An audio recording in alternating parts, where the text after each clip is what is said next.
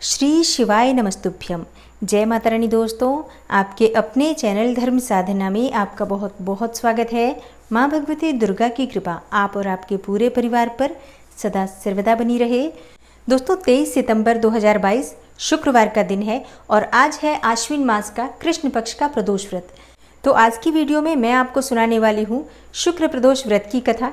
इसके अलावा आप जानेंगे प्रदोष काल पूजा के शुभ मुहूर्त के बारे में और बहुत ही अचूक उपाय एक शेयर करने वाली हूँ आपसे। अगर आप इस उपाय को करते हैं, बिना व्रत किए भी करते हैं, तब भी आप किसी भी मनोकामना के लिए इस उपाय को करेंगे तो निश्चित ही आपकी मनोकामना पूर्ण होगी। तो आज की वीडियो बहुत महत्वपूर्ण है, इसलिए वीडियो को पूरा ज़रूर देखिए और अगर आपको आज की वीडियो अच्छी लगे तो इसे लाइक भी ज़रूर कीजिए। दोस्तों, आपके लाइक्स, आपके कमेंट्स मेरे लिए बहुत महत्वपूर्ण होते हैं क्योंकि ये एकमात्र ज़रिया है जिनसे मुझे पता चलता है कि आपके लिए ये वीडियो उपयोगी है और आपको ये वीडियो अच्छी लगती है। तो अगर वीडियो अच्छी लगती है तो वीडियो को लाइक तो ज़रूर ही किया करें। इसके साथ ही कमेंट बॉक्स में माता रानी के नाम का जयकारा भी ज़रूर लगाएं। इससे आपको सकारात्मक ऊर्जा की प्राप्ति होती है। और अगर आपका कोई भी सुझाव हो या कोई प्रश्न हो या कोई विशेष वीडियो देखना चाहते हो तो उसके लिए भी आप कमेंट बॉक्स में ज़रूर लिखें। चैनल पर पहली बार आए हैं और अभी तक आपने चैनल को सब्सक्राइब नहीं किया है तो आज की वीडियो अगर आपको अच्छी लगे तो चैनल को सब्सक्राइब ज़रूर कर लीजिए और बेल बटन को भी प्रेस कर लीजिए। तो इससे ये होगा कि इस चैनल पर जो नई वीडियो अपलोड होंगी उनकी नोटिफिकेशन आपको सही समय पर प्राप्त होगी। दोस्तों, अगर आप प्रदोष व्रत के नियम और पूजा विधि के बारे में जानना चाहते हैं तो उसके लिए चैनल पर वीडियो पहले से अपलोड है, आप चाहें तो उसे देख सकते हैं। दोस्तों, प्रदोष काल की पूजा का शुभ मुहूर्त जानने से पहले प्रदोष व्रत की कथा का श्रवण करते हैं। तो सबसे पहले भगवान भोलेनाथ और माता पार्वती का अपने मन में ध्यान करके ओम गौरी शंकराय नमः इस मंत्र का उच्चारण कीजिए और पूरे भक्ति भाव से इस कथा का श्रवण करते हैं। शुक्र प्रदोष की पौराणिक कथा के अनुसार एक नगर में 3 मित्र रहते थे, राजकुमार, ब्राह्मण कुमार और तीसरा धनिक पुत्र।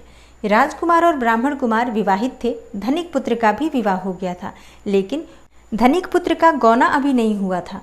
एक दिन तीनों मित्र स्त्रियों की चर्चा कर रहे थे कि तभी ब्राह्मण कुमार ने स्त्रियों की प्रशंसा करते हुए कहा कि नारीहीन घर भूतों का डेरा होता है। और जब धनिक पुत्र ने ऐसा सुना तो सुनते ही उसने तुरंत अपनी पत्नी को घर लाने का निश्चय कर लिया।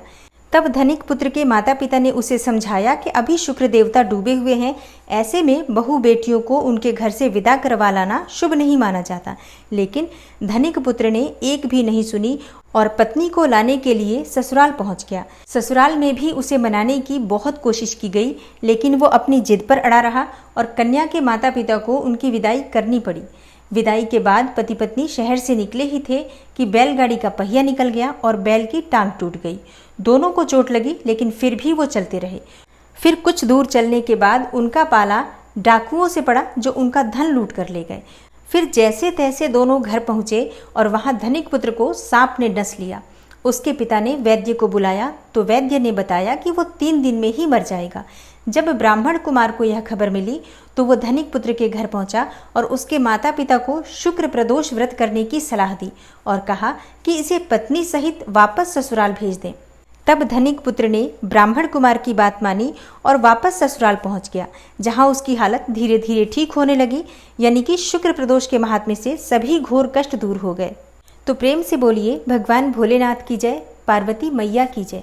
दोस्तों, शास्त्रों के अनुसार प्रदोष के व्रत का बहुत अधिक महत्व माना गया है और दिन के अनुसार हर प्रदोष व्रत का अपना अलग महत्व होता है। तो शुक्र प्रदोष का व्रत धारण करने से सुख, समृद्धि और सौभाग्य का वरदान भगवान भोलेनाथ से प्राप्त होता है। किसी भी प्रकार की आपकी मनोकामना हो तो पूर्ण होती है। दाम्पत्य जीवन सुखमय होता है, संतान प्राप्ति होती है, भौतिक सुखों में वृद्धि होती है, क्योंकि शुक्र ग्रह वैभव देने वाला ग्रह होता है। तो जब हम शुक्रवार के दिन भगवान भोलेनाथ की पूजा करते हैं तो माँ लक्ष्मी की अपार कृपा प्राप्त होती है, नाम और यश की प्राप्ति होती है। तो आज के दिन आप व्रत करें या ना करें, भगवान भोलेनाथ की पूजा जरूर करनी चाहिए। पूजा करने मात्र से भी समस्त मनोकामनाएं पूर्ण होती हैं। और शास्त्रों के अनुसार प्रदोष व्रत में प्रदोष काल में पूजा का विशेष महत्व होता है, क्योंकि इस समय में भगवान भोलेनाथ विशेष रूप से अत्यंत ही प्रसन्न मुद्रा में होते हैं। तो हम अगर पूजा आराधना करते हैं तो उसका फल हमें बहुत शीघ्र प्राप्त होता है। और शास्त्रों में ऐसा भी लिखा गया है कि इस समय में मतलब प्रदोष काल में भगवान भोलेनाथ साक्षात रूप से शिवलिंग में विराजमान होते हैं। तो जब हम उनकी साक्षात रूप से पूजा आराधना करते हैं तो प्रसन्न होकर वो मन चाहा वरदान हमें देते हैं। तो ऐसे में ज़रूरी नहीं है कि आप व्रत करेंगे, बिना व्रत किए भी पूजा कर सकते हैं। और अब जानते हैं शुक्र प्रदोष के शुभ मुहूर्त के बारे में। तो देखिए, त्रयोदशी तिथि प्रारंभ हो चुकी है 23 सितंबर को ही रात्रि में 1:17 पर और समाप्त होगी 24 सितंबर की रात्रि में 2:31 पर। और 23 सितंबर को शुक्रवार के दिन हम प्रदोष का व्रत धारण कर रहे हैं। तो पूजा का जो शुभ मुहूर्त है वो शाम को 6:16 से रात्रि में 8:38 तक है।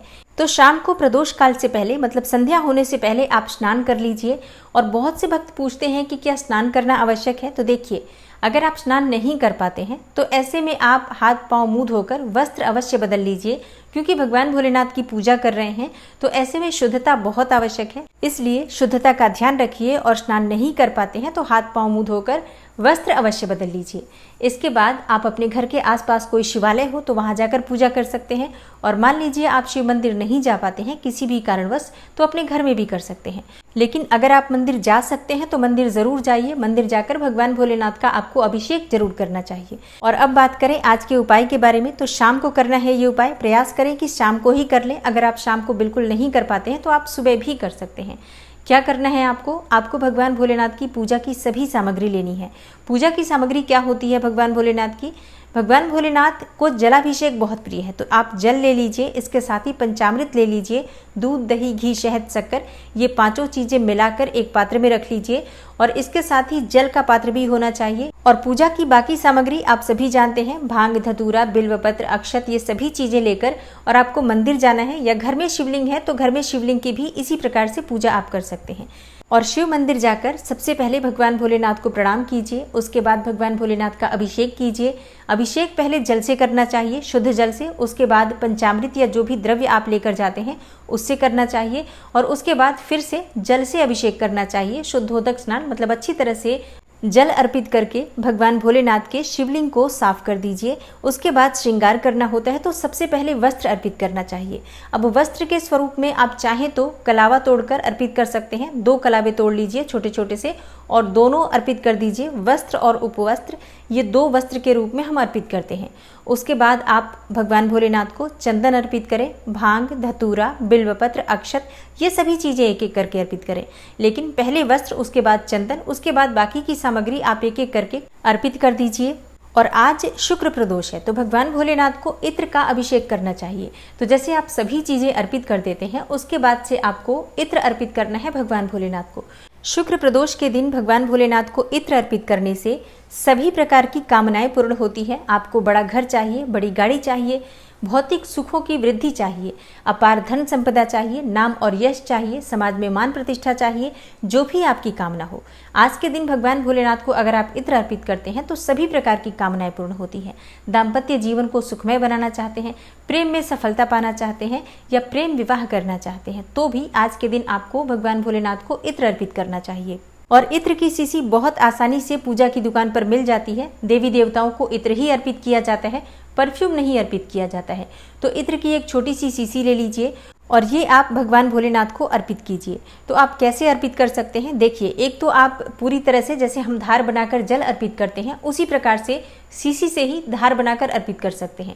दूसरा तरीका ये होता है कि आप रुई में लगा लीजिए, छोटे छोटे से रुई के गोले बना लीजिए और रुई में लगाकर भगवान भोलेनाथ को अर्पित कर दीजिए। 11 बार, 21 बार या 108 बार अपनी इच्छा के अनुसार ओम नमः शिवाय बोलते हुए आप रुई से भी अर्पित कर सकते हैं। तो जैसे भी सुविधा आपको लगती है आप अर्पित कर दीजिए। इत्र अर्पित करना है, बस ये ध्यान रखिए। और इत्र अर्पित करते समय अपने मन की कामना कहिए। जिस भी कामना से आप भगवान भोलेनाथ की पूजा कर रहे हैं, व्रत धारण कर रहे हैं, वो मनोकामना भगवान भोलेनाथ से कहिए और उनसे पूर्ण करने के लिए प्रार्थना कीजिए।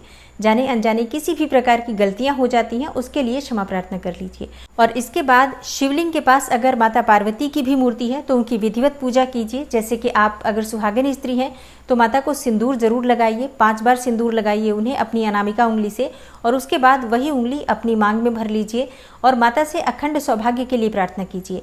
लाल चुन्नी अवश्य आज अर्पित करना चाहिए। लाल चुन्नी अगर आपके पास नहीं है तो थोड़ा सा कलावा तोड़कर अर्पित कर दीजिए। और हाँ, माता पार्वती की मूर्ति अगर शिवलिंग के पास है तो आप गठबंधन भी कर सकते हैं। इससे आपके दाम्पत्य जीवन में आने वाली सभी परेशानियां दूर होंगी।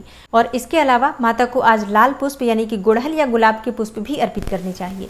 ये सभी नियम कुंवारी कन्याएं भी कर सकती हैं अपने विवाह के लिए या मन चाहे विवाह के लिए। लेकिन कुंवारी कन्याएं माता पार्वती को सिंदूर अर्पित नहीं कर सकती हैं, उन्हें हल्दी लगाना चाहिए और इसके साथ ही आप कुमकुम लगा सकते हैं, मतलब रोली लगा सकते हैं, लेकिन सिंदूर मत लगाइए। और शिव मंदिर में भगवान भोलेनाथ के पास शुद्ध घी का एक दीपक अवश्य प्रज्वलित कीजिए। संभव हो तो आटे का दीपक लेकर जाइए और उस आटे के दीपक में 2 लौंग भी डाल लीजिए। इससे आपकी मनोकामना पूर्ण होती है। अपने मन की कामना करते हुए दीपक में 2 लौंग डाल दीजिए, तो इससे आपकी मनोकामना बहुत शीघ्र पूर्ण होती है। और आटे का दीपक नहीं बना पाते हैं तो आप मिट्टी का दीपक भी ले सकते हैं, कोई समस्या नहीं है। और हाँ, बाती भी आप कोई सी भी प्रयोग कर सकते हैं, लंबी बाती, गोल बाती, जो भी आप अपने घर में प्रयोग करते हैं पूजा में बाती, उसी बाती का आप प्रयोग कर सकते हैं शिव मंदिर में भी दीप प्रज्वलित करने के लिए। पूजा पूर्ण होने के बाद कपूर से भगवान भोलेनाथ की आरती करनी चाहिए और समस्त प्रकार की जाने अनजाने में हुई गलतियों के लिए क्षमा प्रार्थना करना चाहिए।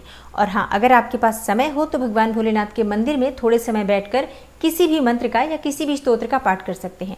और पूजा करते समय भी आप मंत्र और स्तोत्र जरूर पढ़ते रहें, जो भी मंत्र आप पढ़ना चाहते हैं। जैसे कि आप पंचाक्षर मंत्र का जप कर सकते हैं, महामृत्युंजय मंत्र का जप कर सकते हैं या किसी स्तोत्र का भी पाठ कर सकते हैं। तो अपनी इच्छा के अनुसार किसी भी मंत्र से पूजा कीजिए, बस विधि विधान से पूजा कीजिए और सच्चे मन से भगवान भोलेनाथ से प्रार्थना कीजिए।